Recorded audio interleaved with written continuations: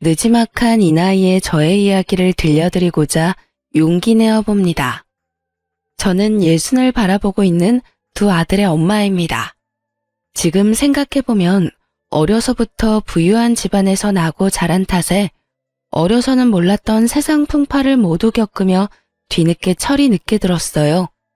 젊을 적 이야기지만 제 결혼을 축복해준 이는 없었어요. 제 집안에 비해 너무도 기우는 남자를 사랑했기 때문이죠. 제 남편은 참으로 가진 것이 없었어요. 그렇기에 제 집안에서는 반대가 무척 심했답니다. 하지만 어린 나이에 제 마음보다 중요한 게 뭐 있겠어요. 사랑이 전부라 여긴 저는 집안을 등지면서까지 남편을 택했어요. 우리 부부는 결혼 후 정말 열심히도 살아냈어요. 예나 지금이나 가난은 정말 산지옥이나 다름없으니까요. 가진 것 없이 자식들을 키워내야 하니 내 생이 오늘이 마지막인 것처럼 여기며 매일을 살았어요.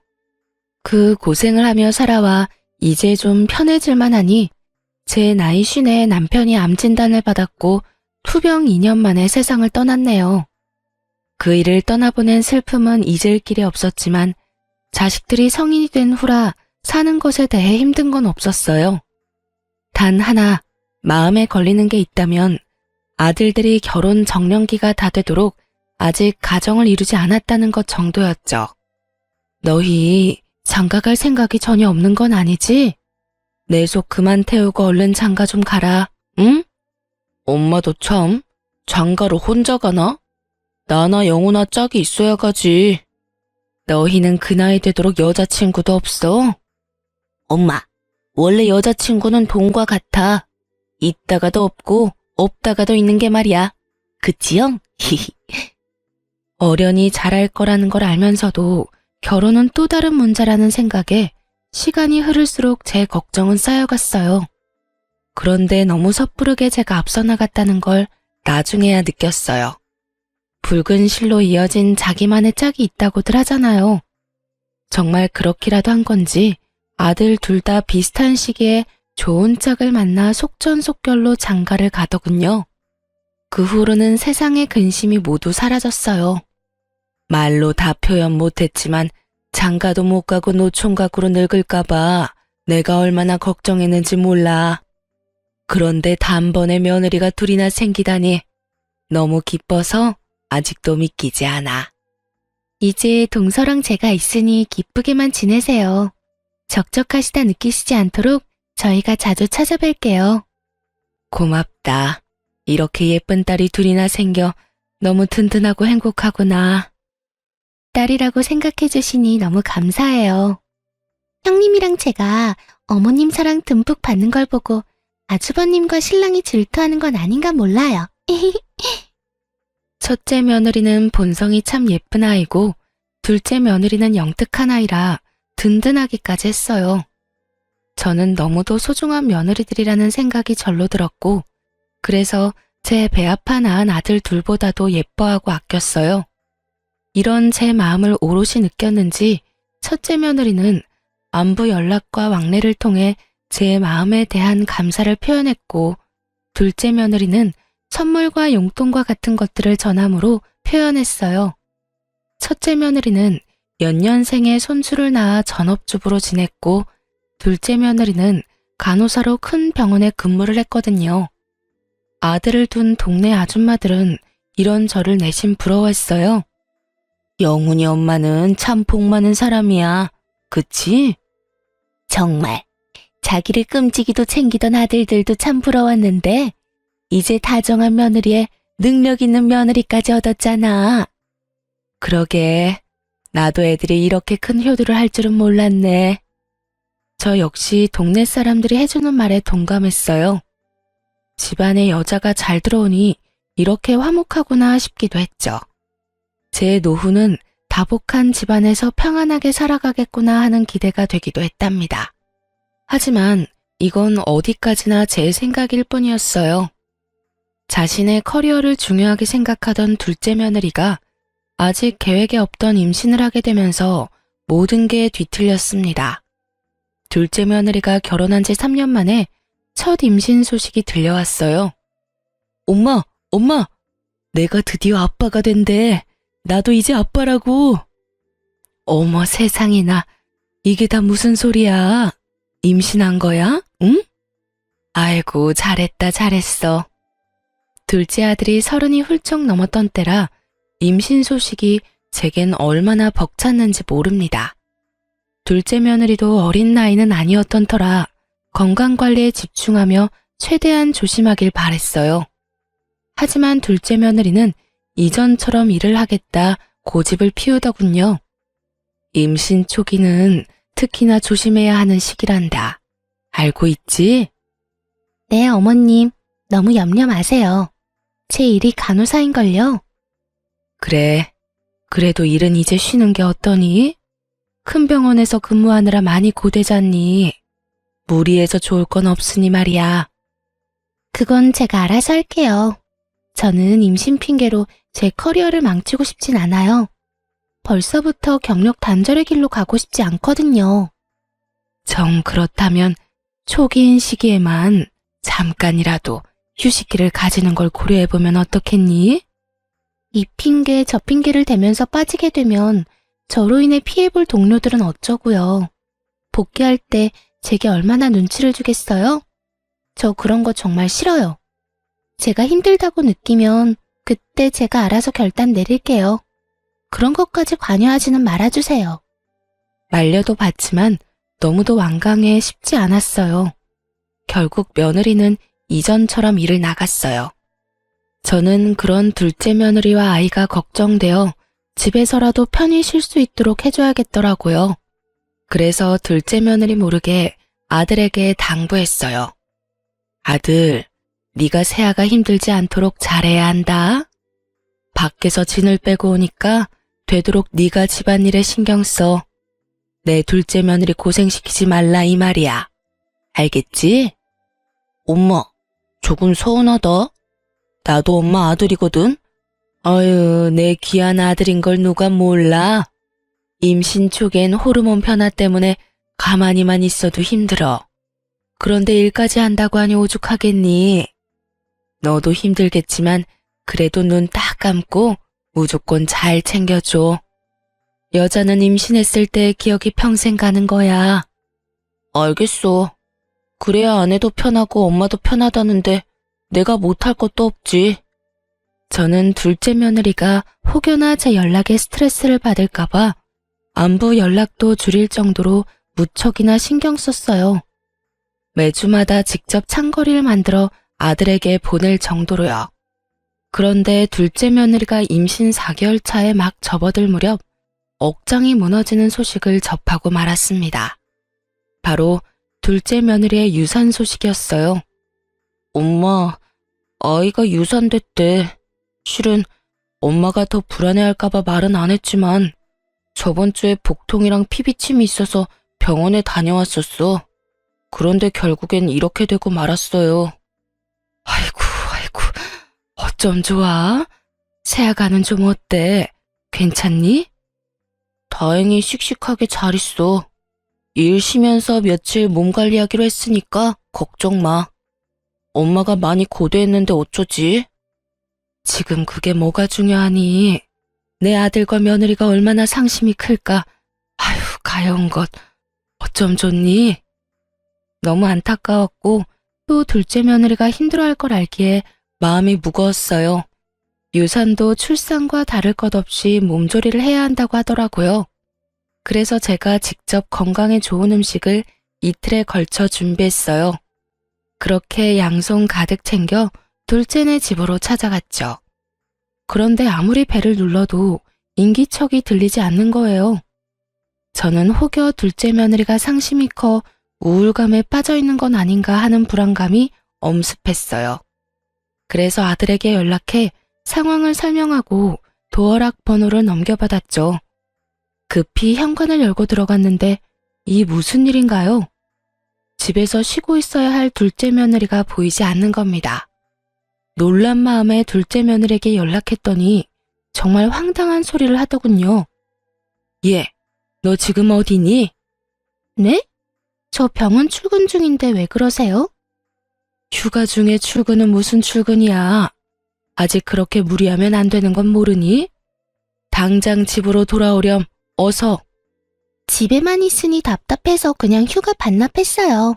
어머님, 걱정 끼쳐 죄송해요. 저 이제 괜찮아요. 신경 쓰지 않으셔도 돼요. 저 다 회복됐어요. 그래도 잘 쉬어야 하는데. 네 걱정에 반찬 이것저것 싸왔으니 끼니라도 잘 챙기렴. 며느리는 너무 대수롭지 않아 보였어요. 그래서 처음에는 기분이 영 좋지 않더라고요. 그런데 대화를 곱씹어 보니 착잡한 마음에 집에서 쉬는 것도 마다하고 일을 하려고 하는 건 아닌가 하는 생각이 들어 더욱 걱정이 밀려왔어요. 그 뒤로 둘째 며느리가 무리해서 건강이라도 나빠질까봐 보약까지 지어서 보냈을 정도로 정성을 쏟았어요. 첫째 며느리까지 저를 도와 둘째 며느리를 챙겼고요. 그런데 딱 2달 후 둘째 아들이 씩씩거리며 집에 찾아와서 분노를 쏟아내는 게 아니겠어요? 간만에 왔는데 기분이 영 안 좋아 보이네? 무슨 안 좋은 일 있어? 엄마, 나 아무래도 결혼을 잘못한 것 같아. 정말 화가 나 미치겠어. 너 설마 부부싸움하고 뛰쳐나온 거야? 으휴, 내가 못 살아. 워낙 둘째네가 둘 다 고집이 있는 편이라 저는 의견 충돌이 좀 있었나 보다 생각했어요. 부부싸움이라는 게 맞춰가기 위한 과정이라 생각하는 저는 둘째 며느리를 홀로 두고 뛰쳐나왔을 아들의 태도에 속이 터져서 한 소리를 했어요. 원래 부부싸움은 칼로 물베기라고들 한다지만 지금 네 태도는 예의가 없는 거야. 아무리 부부라도 지켜줘야 할 부분이 있는 거라고. 화가 조금 가라앉거든 돌아가서 대화로 잘 풀어봐. 아, 엄마. 지금 이 문제는 대화로 해결할 게 아니라니까. 대화로 해결 안 될 문제가 어디 있니? 부부 사이에는 먼저 사과하는 쪽이 이기는 거야. 그러니 너무 네 생각만 고집하지 말고 잘 조율을 해야지. 아들은 제 말에 깊은 한숨을 몰아쉬더니 자신이 집까지 뛰쳐나올 만큼 화가 난 이유에 대해 털어놓았어요. 저는 아들의 이야기를 듣고는 정말 큰 충격에 휩싸였습니다. 엄마, 2달 전에 아내가 유산했다고 했던 거 기억나지? 그때부터 지금껏 엄마가 엄청 챙겨주잖아. 그럼 그걸 어떻게 잊니? 지금 생각해도 가엾고 마음이 애잔한 걸. 유산 아니래. 유산이 아니라 자기 발목을 잡는 것 같아서 나한테 한마디 상의도 없이 애를 지운 거였대. 그러니까 엄마도 더는 내 아내 가엾게 여기지도 말고 챙겨주지도 마요. 이게 다 무슨 말이야? 유산이 아니라니. 애를 지웠다니. 아침에 잠결에 우연히 아내가 처제랑 통화하는 내용을 들었어. 그런데 애 지운 걸 나한테 무조건 비밀로 해야 한다고 당부하더라고. 그 말을 듣는데 심장이 벌렁거려서 잠이 다 깨더라. 사실 확인하고 왜 그랬냐고 물었더니 하는 말이 자기 일에 방해가 되는 존재라서 지웠대. 우리한테 이걸 말하면 노발대발을 할 게 뻔하니까 유산됐다 거짓말로 둘러댄 거고. 그뿐인 줄 알아? 우리 담당이가 자기랑 친하니까 부탁까지 해놨다더라. 나까지 제대로 속일 생각으로 유산됐다고 말해달라고 했대. 저는 아들의 말을 듣고는 둘째네 집에 쫓아갔어요. 이 사악한 것을 봐줄 수는 없겠더라고요. 도착하니 둘째 며느리가 예상했다는 듯 바로 문을 열어주더군요. 너, 내가 왜 여기까지 왔는지 다 알지? 감히 네가 우릴 기만해? 네 입으로 직접 떠들어봐. 어머님께서도 제가 일 욕심이 많다는 건 알고 계시잖아요. 제가 아이를 원하지 않았다는 것도 아실 거고요. 독단적이라는 게 잘못이었다는 거 알아요. 하지만 제가 미리 알렸다면 저를 말리셨을 거잖아요. 그래서 지금 네가 잘했다는 거냐? 네 의견이 가장 중요한 건 맞지만 이건 너만의 문제는 아니야. 그런데 어떻게 이 중대한 일을 멋대로 결정하고 행할 수 있어? 그것도 남편인 내 아들에게 숨기면서까지. 지금처럼 이러실 것 뻔한데 저라고 뭐 방법이 있어요? 유산이라고 둘러댄 제 마음은 편했겠냐고요.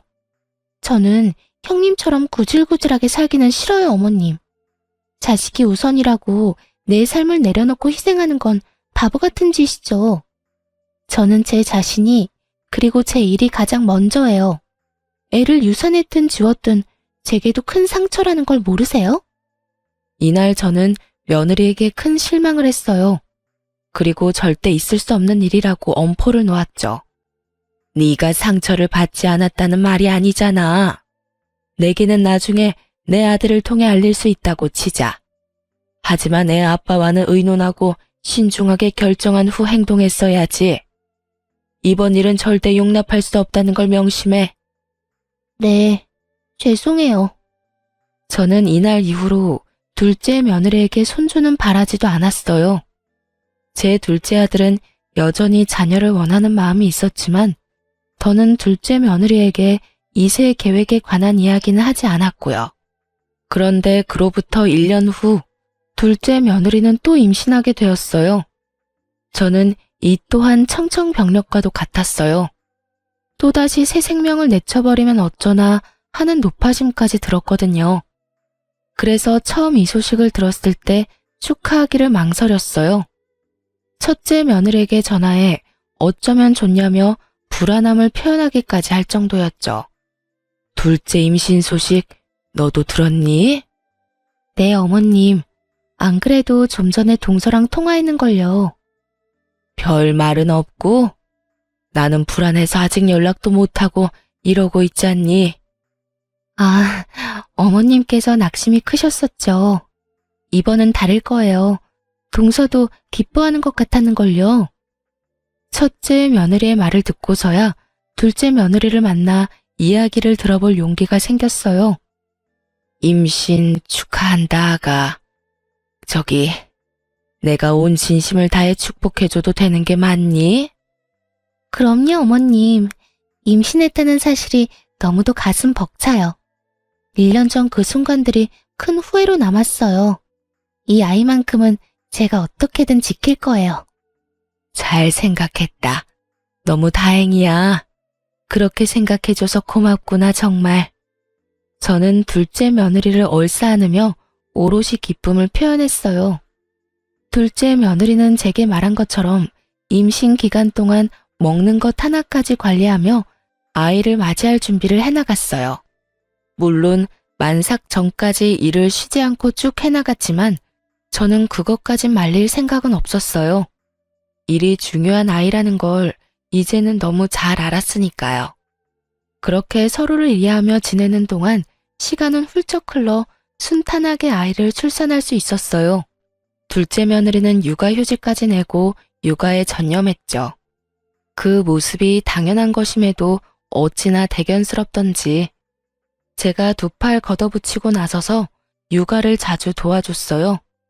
그땐 어렵게 얻은 손주라고 생각하니 더 귀하게만 느껴졌어요. 첫째 며느리가 내색하지 않았지만 서운해할지도 모르겠다는 생각이 들 정도로 둘째네에게 많은 공을 들였어요. 며느리는 아이가 9개월쯤 되었을 무렵 육아휴직이 끝나 복귀하여 다시 일하기 시작했어요. 그때부터는 제가 정말 육아를 도맡아 했다고 표현할 정도로 아이를 제가 돌보았죠. 사돈댁도 며느리만큼이나 일욕심이 많은 분이라 활발하게 경제활동을 하고 계셨기에 저 말고는 아이를 챙겨줄 리가 딱히 없기도 했거든요. 며느리나 아들이 그 어린애를 기관에 맡기는 것도 불안해했고요. 그런데 막내 손주가 돌이 막 지났을 때 제 건강이 급격하게 안 좋아졌어요. 원래도 골다공증과 고지혈증 같은 나이가 들면 자연히 생기는 여러 질병을 앓고 있던 터라 전적으로 육아를 하는 것이 제게 큰 무리가 되었던 것 같았어요. 그래서 고심 끝에 저는 둘째 부부에게 요양을 하러 다녀오겠다며 털어놓았죠. 내가 원래도 부실한 편이었지 않니? 나이도 나이고 여기에 육아까지 돕겠다며 나섰더니 짧은 시간 동안 건강이 많이 나빠졌어. 그래서 1, 2년 정도 고향에 가서 좀 쉬고 올까 한다. 네? 이렇게 갑작스럽게요? 그럼 저희는 당장 아이를 어떻게 해요? 미안하게 됐구나. 몇 년 내려가 요양하고 와서 다시 도울 거니까 그때까지만 너희가 좀 고생해 주렴. 둘째 부부는 제 말에 난감한 표정을 지었어요. 아니, 정확히는 둘째 며느리가 곤란하다고 말하고 싶은 표정이었죠. 엄마, 요양을 해야 할 정도로 몸이 안 좋은 거야? 고향에 이제 다른 식구도 없는데 혼자 내려가서 괜찮겠어? 너희가 걱정할 정도는 아니야. 좋은 공기 마시고 좋은 음식 먹으면서 관리하면 좀 더 활력도 생기고 좋을 것 같아서 다녀온다는 거야. 솔직히 어머님께서 암 같은 병도 아닌데 고향까지 내려가 요양을 할 필요는 없지 않나요? 그리고 애 봐줄 사람이 없어지면 저는 일을 어떻게 하라고요? 복귀하자마자 지금 일을 다시 멈춰야 한다는 소리잖아요. 저는 제 일이 그런 식으로 꼬이는 건 원치 않아요. 당신, 엄마한테 그게 무슨 말이야. 우리 엄마가 무조건 우리 애를 봐줄 의무가 있는 것도 아니잖아. 다른 것도 아니고 건강 때문인데 우리만 생각하는 건 잘못된 거지, 응? 당신이 당장 육아휴직 쓰고 우리 애 챙길 거 아니잖아. 결국 엄마라는 이유로 내가 피해를 봐야 하는데 이런 말을 안 하게 생겼어? 둘째 며느리는 제 건강 회복은 안중에도 없었어요. 아니, 제가 저를 챙기려는 게 마음에 들지 않았던 거죠. 자신의 부모에게는 도움을 청해볼 생각조차 하지 않으면서 저더러는 무책임하다는 말까지 하며 잡아두려 하더군요. 당장은 앞날이 캄캄하다고 느껴져서 내게 서운할 수 있어. 하지만 내가 안 온다는 게 아니지 않니? 언제든 건강이 좋아졌다고 느끼면 올라올 거야. 그러니 너그러운 마음으로 받아들여 주렴. 어머님, 이건 너그럽고 그렇지 않고가 중요한 건 아니죠. 어머님께서 줄곧 아이를 봐주면서 양육 패턴도 다 생겼는데 이제 와서 어머님 쉬어야 하니 못 도와주겠다고 하는 건 못된 거 아닌가요? 뭐? 예. 내 애 아니고 너희 부부의 아이야. 나는 여태껏 내 손주니까 챙겼던 것 뿐이잖니. 자식은 부모가 키우는 거지 남이 키워주는 게 아니야. 그런 식으로 말씀하시는 건 정말 무책임한 거죠. 이날 처음으로 괜히 둘째 부부를 도와왔던 걸 후회했어요. 원래라면 아이가 기관에 적응한 후에 귀향하려 했지만 둘째 며느리의 말에 서운함이 들어 앞당겨 내려갔어요. 둘째 며느리는 그게 못마땅했는지 제가 내려가는 날까지도 연락 한 통 하지 않았어요. 그 후 둘째 며느리가 제게 연락을 해온 건 아들이 제게 용돈을 보냈다는 사실을 알게 되어서였죠. 그때부턴 사람 피를 말릴 작정인지 정말 하루가 멀다고 연락해 저를 들들 볶아대더군요. 남편이 어머님께 용돈 보내드렸다던데 이러려고 내려가신 거예요? 예, 내가 자식한테 용돈이나 받자고 이 먼 시골까지 왜 오니? 어머님께서 제 남편에게만 받는 것도 아니고 아주버님께도 받으면 돈 100만 원은 될 테니 충분히 의심할 만하죠. 너 사람을 뭘로 보고? 그리고 자식이 부모에게 용돈 주는 게 뭐 이상해? 사람을 이렇게 몰아가면 못 써. 애 엄마가 마음을 곱게 먹어야지. 자식 돈이나 탐내는 부모라는 소리를 하는 둘째 며느리를 도통 이해할 수 없었어요. 거기다 제가 아무리 그런 뜻이 없다고 말해도 믿으려고 하지도 않았죠. 엊그제는 정말 아주버님께서도 용돈을 드렸다면서요? 어머님, 정말 해도 해도 너무하네요. 내가 자식한테 용돈 받는 것까지 네 눈치를 봐야 하니?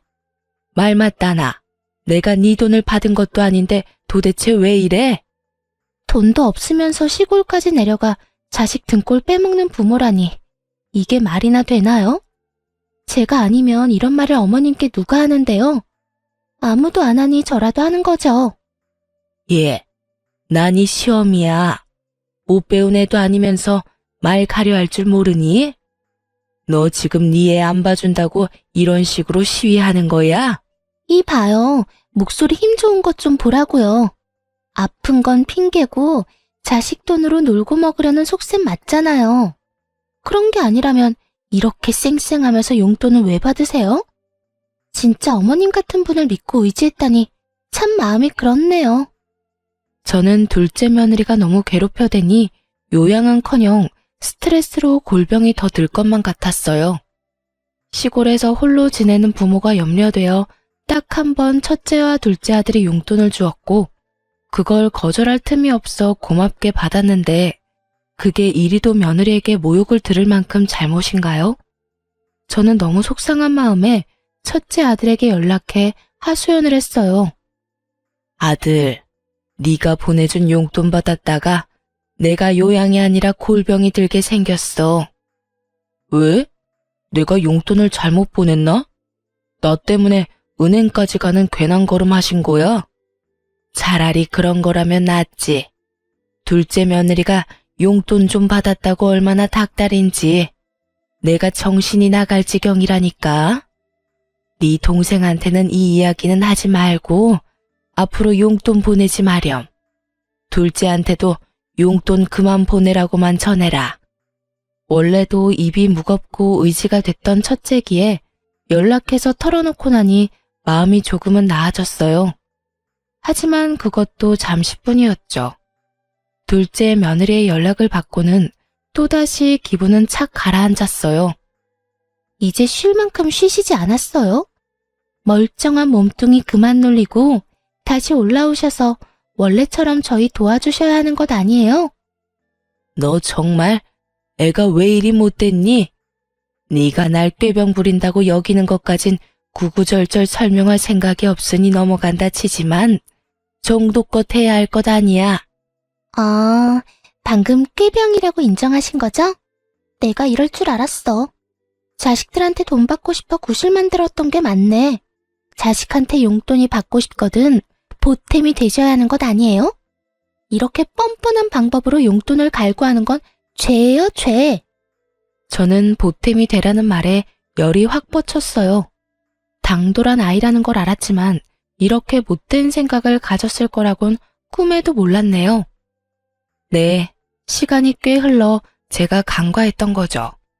자기 일에 방해가 된다고 자신의 아이까지 말없이 지우내라는 걸요.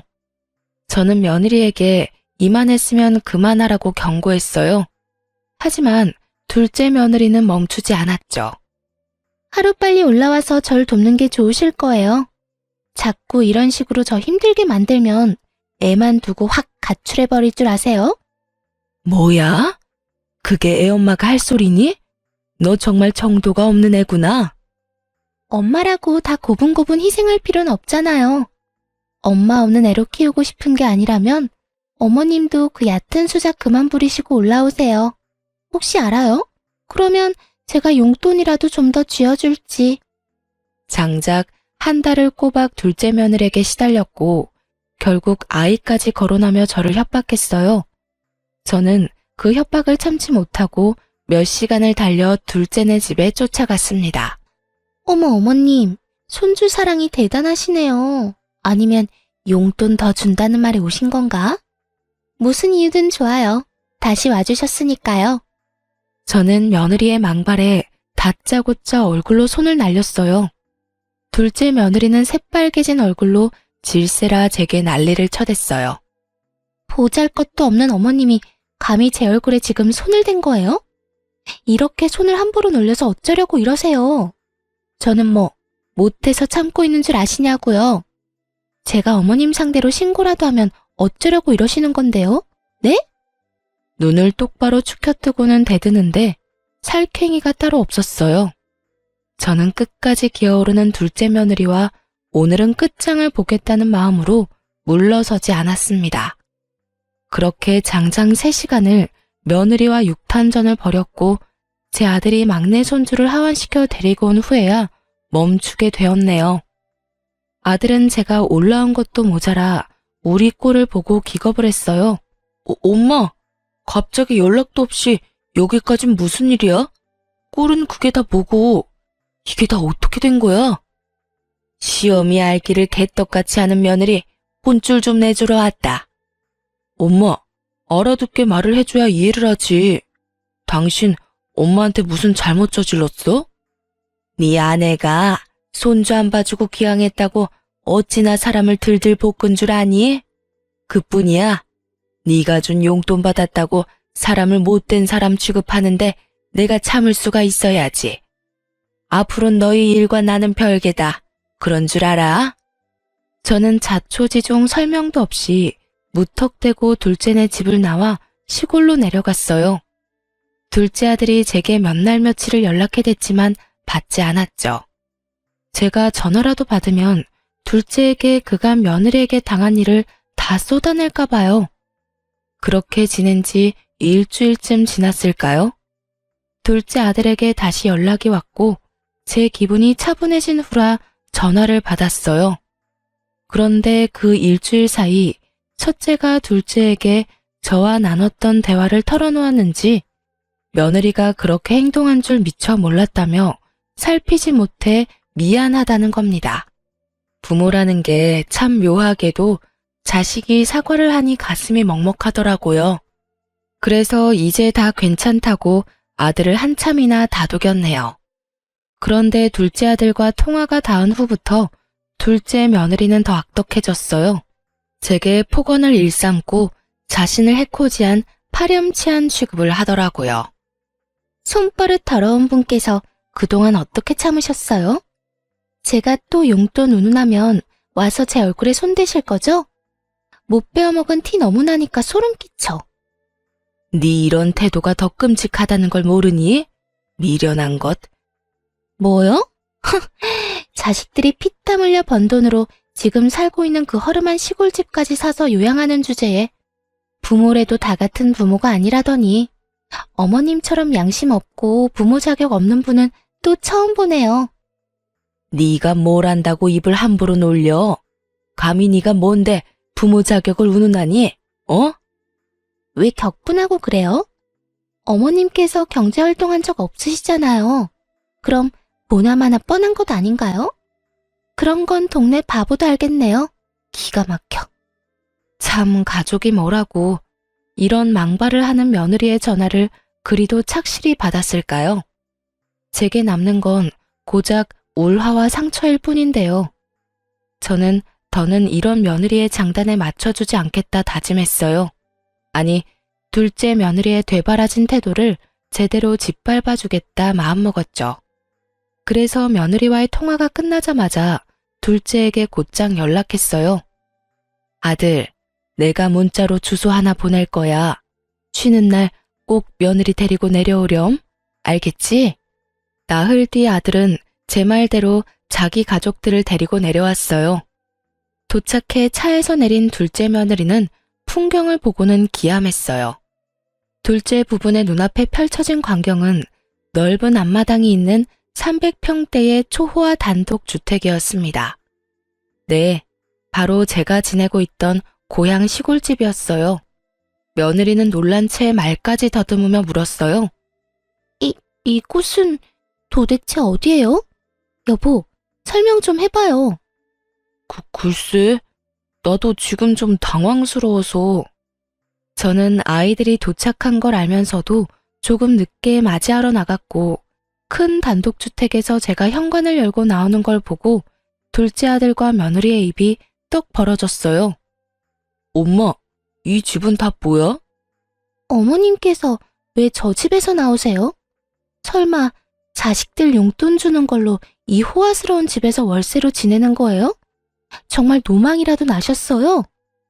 저는 명확한 근거도 없이 떠들고 있는 둘째 며느리의 면상에 손에 들고 있던 서류를 집어 던졌습니다. 아들이 서류를 주워 살필 때 곁눈질로 보던 며느리는 어떻게 된 거냐며 더 언성을 높여 물었어요. 이게 도대체 어떻게 된 거예요? 어떻게 어머님께 이런 어마어마한 집이 있을 수 있어요? 뭔가 잘못된 거 아니에요? 네? 난 이런 집 한 채 가지고 있으면 안 되니? 왜?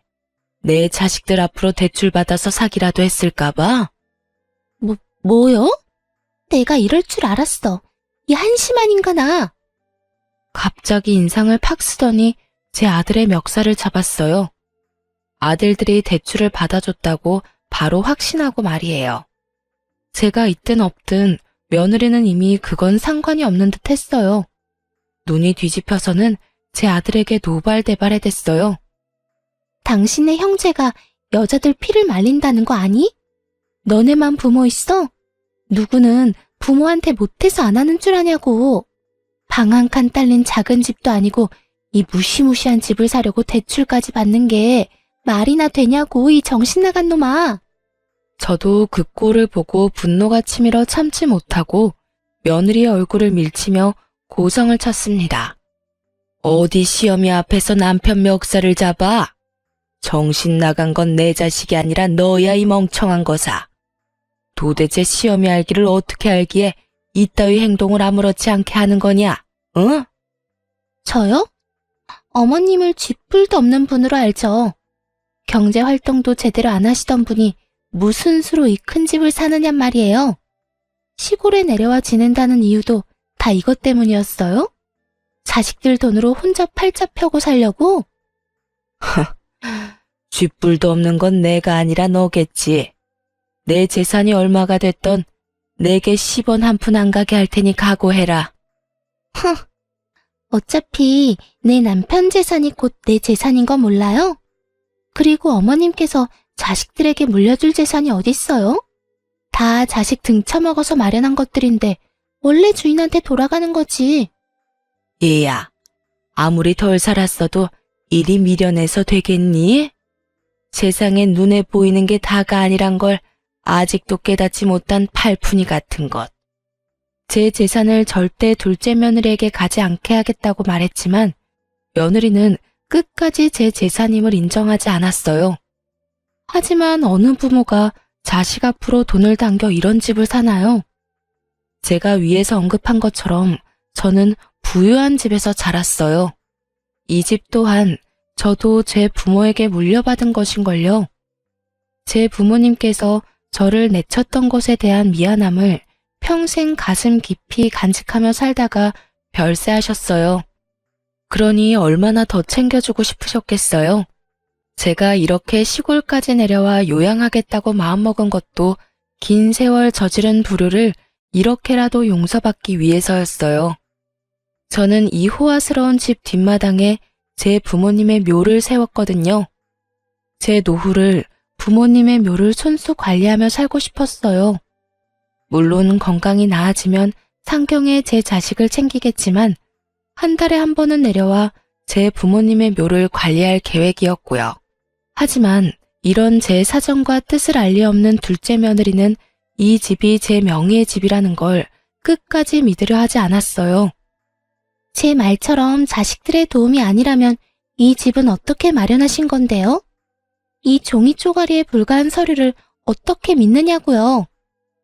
내가 왜 그런 짓까지 해야 하니? 고작 너 하나를 속이자고. 어머님 자존심을 지키기 위해서겠죠. 그래서 돈 내고 대여해놓고 자기 집인 것처럼 하는 거잖아요. 서류까지 위조해가면서 이런 일 벌인 거 죄예요, 죄. 당신 정말 엄마한테 무슨 말을 하는 거야? 우리 엄마 그런 못된 분 아니야. 그만해. 너 참 재미있는 상상까지 하는구나. 무슨 근거로 위조라고 표현하는지 나는 모르겠구나. 끝까지 자존심 부리겠다 이거죠? 좋아요. 어머님 사기죄로 고소당할 준비나 하세요. 이런 무서운 일까지 저지르고 좋게 넘어갈 줄 아셨어요? 올라오라고 말할 때 얌전히 와서 손주 양육이나 하면서 지냈으면 좋았잖아요. 양육하기 싫어 수작 부리다 콩밥까지 먹게 생겼으니 어떡해요? 말하는 꼴이 아주 되바라져서는 신고해 볼 테면 해봐 어디. 네가 바라는 대로 되는지 한번 보자꾸나.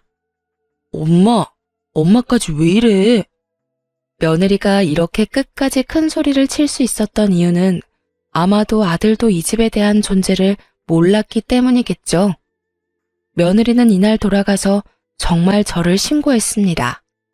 물론 이 일로 제가 스트레스를 많이 받기도 했지만 결과적으로는 제 땅이라는 것만 제대로 증명된 채 며느리가 바라던 모습은 안타깝게도 전혀 없이 흐지부지 끝이 났죠.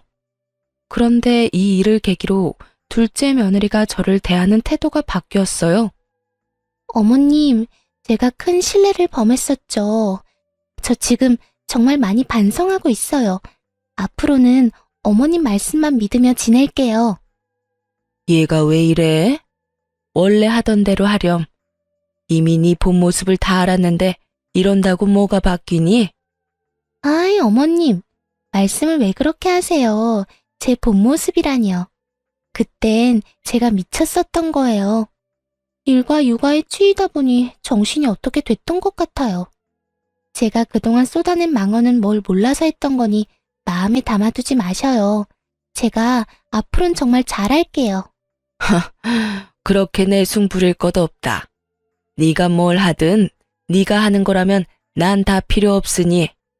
제게 굽신거린다는 표현이 꼭 맞을 정도로 굴었어요.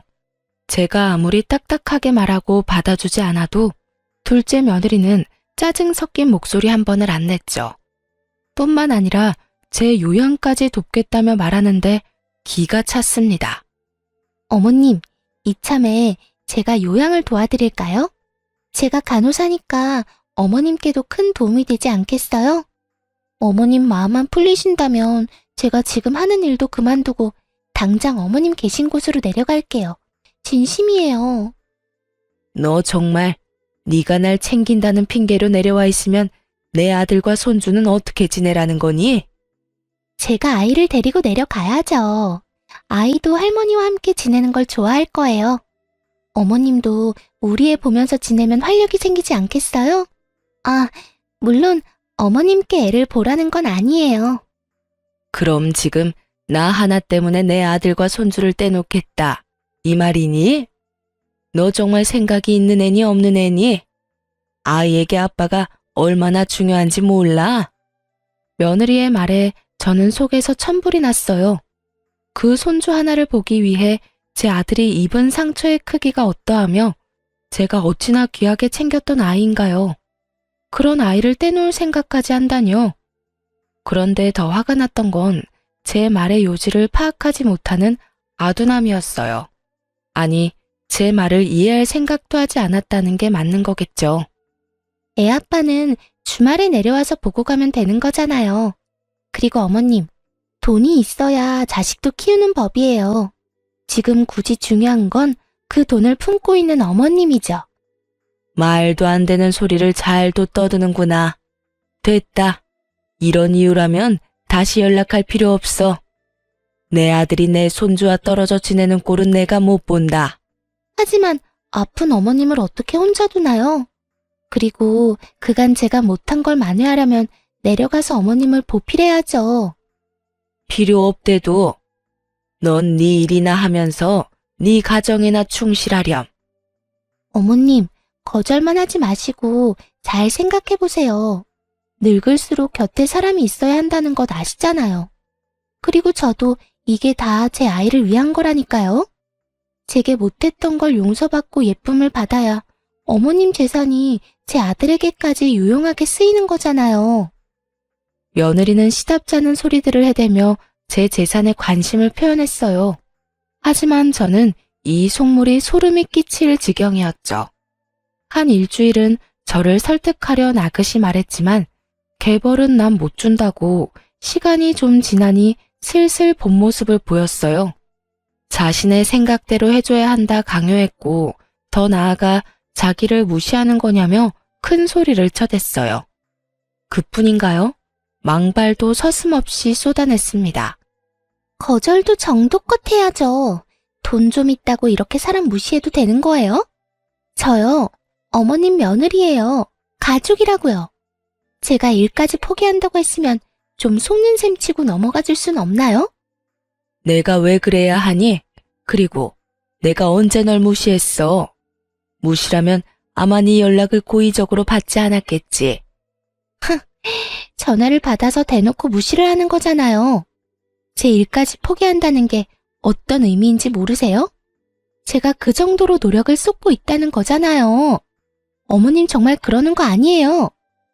너 참 웃긴 애다. 너야말로 그러는 거 아니지. 내 재산 여부를 몰랐을 땐 그렇게 되바라지게 굴더니 내가 봐주고 넘어가니까 그래도 되는 줄 아니? 적당히 하렴. 봐주는 것도 정도가 있는 거야. 내가 다른 사람은 몰라도 네 도움은 받을 일 없을 거니 그런 줄 알렴. 나도 이제 당신 도와줄 맘 없어. 돈 좀 있다고 나 무시하는 사람한테 나도 잘 보일 생각 없다고. 빨리 이 세상 떴으면 싶은 마음뿐이거든? 어차피 내 남편한테 재산 넘어가면 그 돈이 다 나한테 오는 거잖아. 그러니 내 재산이나 다를 바가 없다고.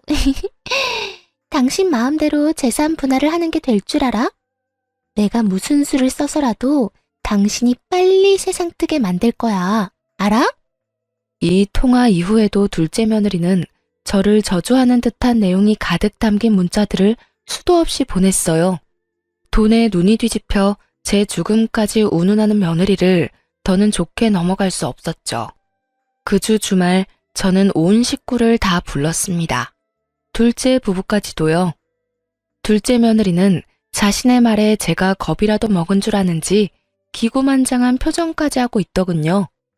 아무것도 모르는 첫째 며느리는 간만에 절 만난다며 손수해온 제철 음식들을 양손 가득 챙겨왔고요. 그런데 둘째 며느리가 이런 첫째 며느리에게 버르장머리 없이 또 입을 나불댔어요. 형님은 멍청하고 눈치가 없네요. 지금이 어떤 자리인 줄 알고 이런 냄새나는 음식을 챙겨와요? 이래서 집에만 있는 여자들은 안 된다니까. 동서, 무슨 말이 그래. 오랜만에 어머님 뵙는 거라 좀 챙겨왔을 뿐인데 내가 동서한테 그런 말을 들을 필요는 없지 않아? 제 말은 오늘 이 자리가 모여서 밥이나 먹자고 마련한 자리가 아니라는 뜻이에요. 그런 걸 파악도 못하고 온 형님이 미련해 보이잖아요. 둘의 대화를 듣다 못한 제가 둘째 며느리에게 한 소리 하려던 순간 집에 손님이 찾아왔어요. 바로 부모님의 재산을 관리해 주셨던 변호사였죠. 저는 자식들을 전부 거실로 불러 모은 후 제 재산 상속에 관한 얘기를 모두 털어놓았어요. 그리고 곧 변호사의 말이 끝나자 둘째 며느리는 발칵 뒤집혔습니다. 둘째 아드님께는 추가 조항이 하나 더 있으십니다. 네? 제게요? 어떤 조항 말씀이시죠?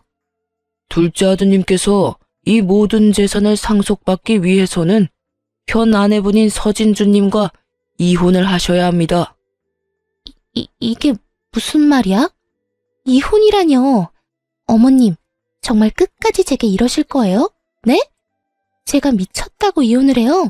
제가 왜요, 왜? 둘째네 이혼을 거론하자 온 가족이 놀란 눈치였어요. 둘째 며느리도 절대 이혼을 할 수 없다 난리쳤죠. 저는 제 핸드폰에 녹음되어 있는 파일 하나를 재생했어요. 그리고 곧 둘째 며느리의 목소리가 거실 가득 울려 퍼졌습니다. 제 죽음을 고대한다는 둘째 며느리의 망언이 말이에요. 그리고 전 며느리가 제게 보냈던 문자들을 전부 공개했어요. 그뿐일까요? 아들과 함께 둘째 며느리가 처음 집에 내려왔던 날 저희가 나눈 대화가 담긴 CCTV 영상까지도 전부 보여주었어요. 이 모든 사실을 가족들에게 낱낱이 밝히고 나서야 둘째 며느리는 사색이 된 얼굴로 힘없이 바닥에 주저앉았습니다. 아들들은 둘째 며느리에게 사람도 아니라며 분노했어요. 온 식구가 둘째 며느리의 만행과 욕심을 알게 되자 둘째 아들은 재산 때문이 아니라 자신과 저를 위해 이혼하겠다고 나섰어요. 당신이 뒤에서까지 어떻게 이래? 우리 엄마한테 이런 몹쓸 말을 쏟아낼 수 있냐고. 여보, 이건 모함이야. 처음부터 내가 그런 식으로 굴었던 건 아니라고. 날 좀 믿어줘. 내 말 좀 먼저 들어봐. 네가 하는 말을 내가 어떻게 믿어? 이렇게 증거들이 다 있는데 내가 무슨 수로 네 말을 믿어? 우린 이제 끝이야. 이혼이라고. 아들은 그 길로 이혼 소송을 걸었어요. 변호사를 통해 며느리에게는 내 아들 재산을 한 푼도 넘어가지 않도록 부탁했고 양육권도 넘어가지 않도록 힘을 써달라고 말했어요. 둘째 며느리는 양육권을 가지고 끝까지 물고 늘어졌어요. 하지만 이미 제 휴대폰에는 아이보다 돈이 우선이라는 며느리의 무수히 많은 말들이 담겨 있잖아요. 결국 자신의 말이 자기의 발목을 잡았고 양육권도 아들이 넘겨받게 되었습니다. 이혼당한 며느리는 양육권까지 빼앗긴 뒤에야 자신에게 남은 게 하나도 없다고 느낀 건지 아들에게 애원하기 시작했어요. 나 재산 한 푼 없어도 돼. 돈 다 당신이 가져. 홧김에 한 몇 마디 말 때문에 양육권까지 빼앗기고 나 이렇게 모든 걸 다 잃고 떠날 수는 없어. 우리 이혼 엎으면 안 될까? 내가 정말 지금부터라도 잘할게. 응? 난 당신 같은 아내 필요 없어. 이제 와서 후회하는 척 이렇게 질척대지 마. 여보 제발 이렇게 허무하게 날 내치지 말아줘. 아들은 전 며느리의 애원을 끝까지 들어주지 않았어요. 그러니 제게 찾아와 무릎까지 꿇고는 싹싹 빌더군요. 어머님, 제가 다 잘못했어요. 저 이렇게는 못 끝내요. 남편의 재산은 하나도 탐내지 않을게요. 그러니 저 좀 다시 받아주세요. 저 이렇게 이혼 못해요. 이런 결말이라 유감이구나. 하지만 나는 널 더는 가족으로 여기며 살고 싶지 않아. 지금이라도 네 본 모습을 우리 가족이 알고 널 떨쳐낸 것이 무척이나 다행스럽다고 생각하니까 말이야. 어머님, 제발요. 앞으로는 정말 고분고분한 며느리로 어머님과 남편의 생각이 곧 제 생각이라 여기며 살게요. 일을 하지 말라시면 일도 안 하고 주부로 최선을 다하며 지낼게요. 그러니 제발 저 좀 받아주세요. 전 며느리가 아무리 제게 매달려도 저는 굽히지 않았어요. 왜냐면 며느리가 이렇게까지 하는 것도 다 제 아들의 경제력 때문이라는 걸 저는 아니까요.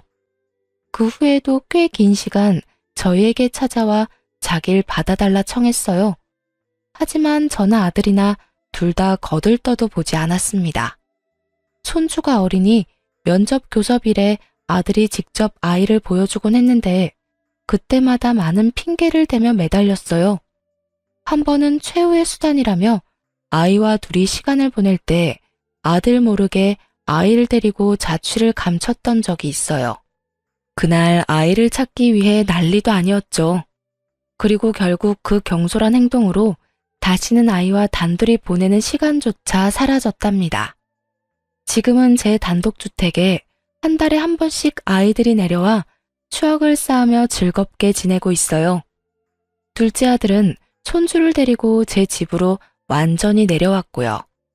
제가 그동안 맘고생했을 걸 생각하면 미안하다며 어찌나 저를 챙기는지 몰라요. 저는 아들의 챙김을, 아들은 저의 챙김을 받으며 서로 도우며 지내니 마음도 한결 편하고 웃을 일도 많아요. 그렇기에 지금의 제 전원 생활은 너무도 만족스럽네요. 집에 아이가 있으면 분위기부터가 다르잖아요. 제 막내 손주가 저의 행복이랍니다. 아이가 엄마의 빈자리를 느끼지 않았으면 해서 열심히 노력 중이며 아이에게 이런 제 마음이 닿길 바래요. 엄마의 역할이 얼마나 중요한지 잘 알기에 요망한 며느리라도 아이에게 최선을 다할 준비가 된다면 언제고 용서할 준비는 되어 있어요. 물론 제 가족으로 다시 받아들일 순 없지만 아이의 엄마로서는 인정할 수 있게 되겠죠. 부디 이혼당한 둘째 며느리가 혼자가 된 삶을 통해 소중함에도 우선순위가 있고 그걸 지키기 위해 어떤 마음과 노력이 필요한지 깊이 깨닫는 날이 오길 바라봅니다. 제 사연을 들어주신 시청자분께 감사의 말씀 전하며 이만 마칩니다. 감사합니다.